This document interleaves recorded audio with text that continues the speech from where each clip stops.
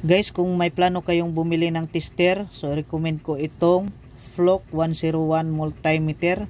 Marami naman tong variation, so pili lang kayo kung afford ninyo yung budget.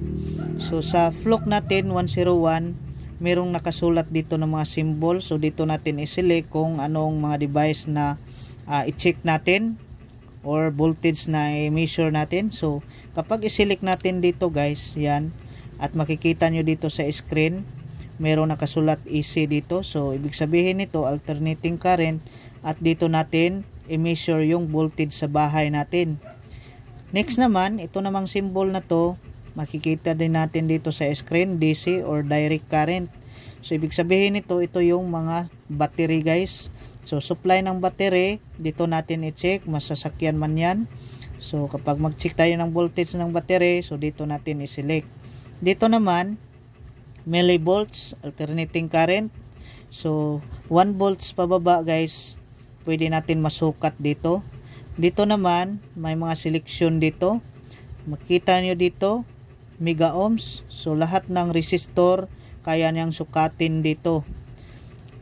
Next naman, kapag i-select natin dito, yan, resistance. So lahat ng mga electronic device guys na pwede nating i-check dito, malalaman natin kung sira, at lahat ng mga appliances na sira pwede nating i-troubleshoot, like electrical wiring. So dito tayo si-select kapag mag-troubleshooting tayo. Next naman, makikita nyo yan, ito yung diode. So lahat ng diode, so pwede natin masukat dito.